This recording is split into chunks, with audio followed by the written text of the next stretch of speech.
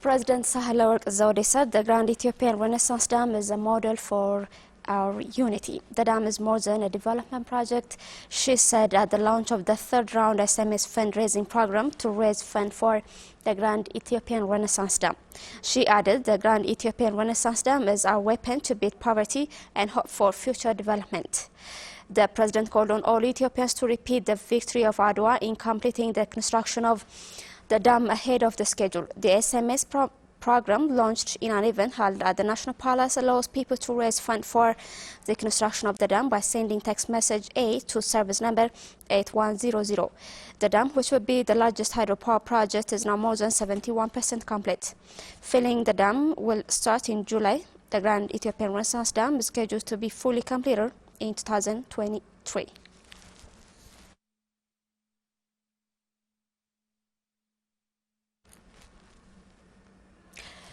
Minister of Foreign Affairs Gadu Andargacho said Ethiopia is building the Grand Ethiopian Renaissance Dam because it has full rights to build it.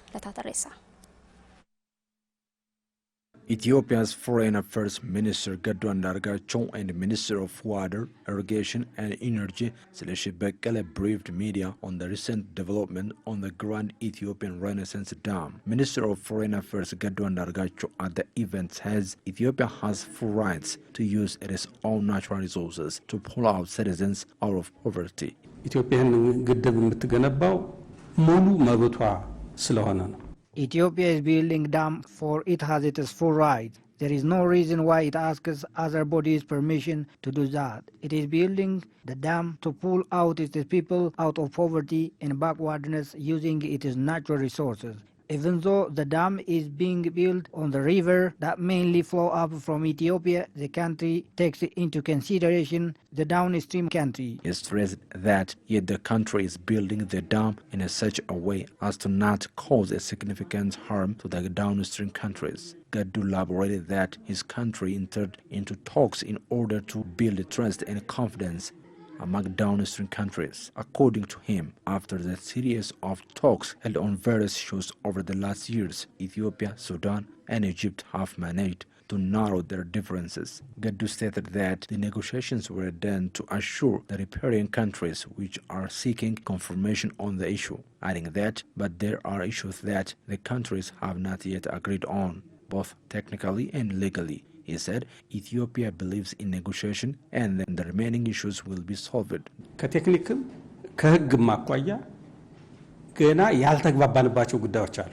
There are issues that we have not agreed on both technically and legally. There are many issues we have to solve through negotiation. Ethiopia believes that negotiation is the only means to reach agreement.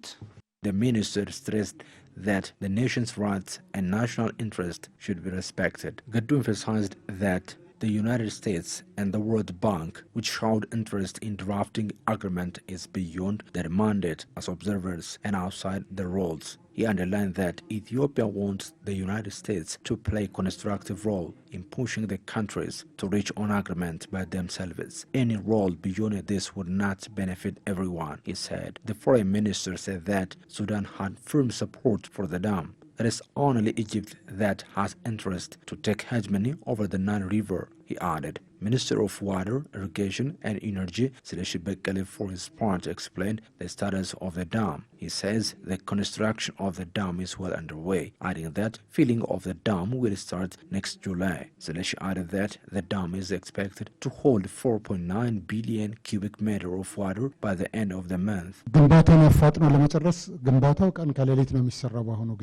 We are working restlessly to rapidly complete the dam. The government is making a strong follow-up and supervision, including the Prime Minister. He says the country will sign the agreement after deliberating on the issue with public and in a way it respects the national interest of the nation. Former Secretary of the East African Intergovernmental Authority, IGAD, said the progress of the change in Ethiopia over the past 2 years has been remarkable and positive. Adu Brahanu has a story. Ambassador Mahabub, who served as IGAD Secretary General for 11 years, said he is Ethiopia's closest ally. He has spent a great deal of time in Finfinne during the years, saying that he is aware of Ethiopia. He also recalled working closely with 6 foreign ministers and other senior government officials during his term. The former Secretary General of East African Development Intergovernmental, Ambassador Mahabub, who also pointed out that his stay in Ethiopia was unforgettable and unique, testifies to the fact that the country has a unique culture. Ethiopia is an interesting, long culture. So it's an interesting place to get to know or even to be known.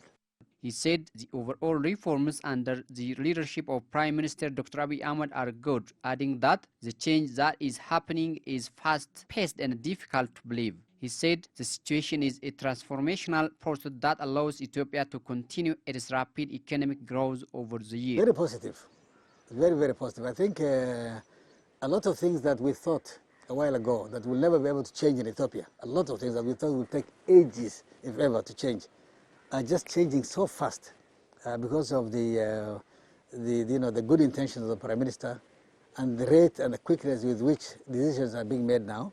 I think Ethiopia is changing at a fantastic rate and is opening up, which I think for an economy like Ethiopia, about 120, 130 million people, is very, very beneficial and will have a much more quicker impact on the people's economic growth and the per capita of the country, no doubt about it.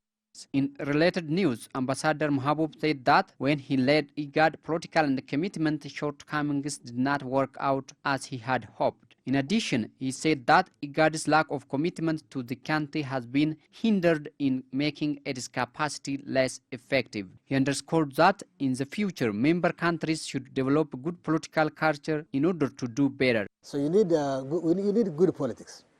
So a lot of times when we have problems in regional institutions, it's just bad politics. And bad politics is known. I mean, this is not rocket science. As soon as somebody speaks, then you can tell. It doesn't require any. I don't think you have to have any specific academic orientation to know what is bad politics and what's good politics. So we had difficulties in balancing and wading through bad politics as I did my work in IGAD. But as I said, we managed to wade through, and we have done much more despite the difficulties that we have seen through. Ambassador Mahabub also said he will closely support the new Secretary General Dr. Warqina Gabayo in his ongoing efforts. The government of Japan is to build primary school with the outlay of 30 million birr in East Wallagga Zone. Kadu Branu again has more on this. According to data gained from the Oromia Education Bureau, Lalise Primary School found in Sasiga district of East Wallagga Zone was destroyed due to security problems in the area. Understanding this, Japan government has supported around 30 million birr to restore the school in modernized way and help the surrounding community. Ambassador of Japan to Ethiopia, Daisuke Matsunanga, said the support is provided from the finance allocated for women rights. This assistance is inclusive of the school restoration in Sasiga Woreda, and 400 out-of-school children will benefit, and the sanitation facilities will also be built, particularly latrines for local communities. Director of Project Office with the United Nations, Warqanesh Mokonnen, for her part, noted that the construction of the project will be started at the end of this month. It's very important to indicate this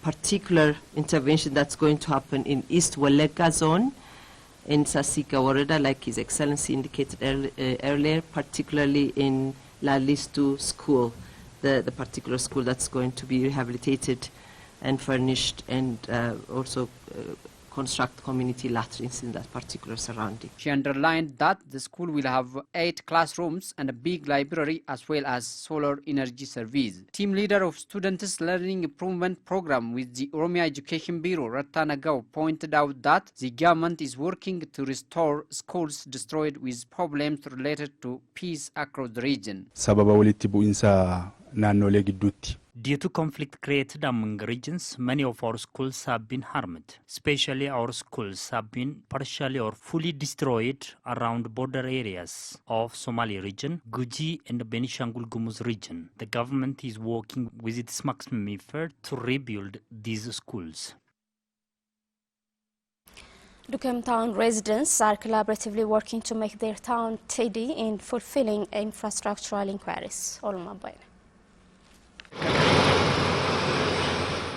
Dukem town is known as center of industry. The town administration has been working in collaboration with various stakeholders, especially investors, to enhance infrastructure expansion in the town. Residents of the town told Oromia Broadcasting Network that they have been striving to play their role in the development of the town.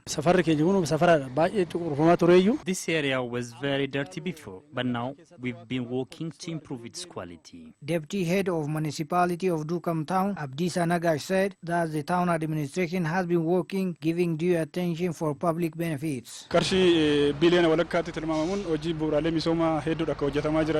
allocated $500 million to construct various infrastructures in our town. Asphalt road, gravel road, cobblestone roads are among the main projects. Mayor of Dukem town, Tashoma Girma, for his part, said that public participation in overall development is very crucial. We do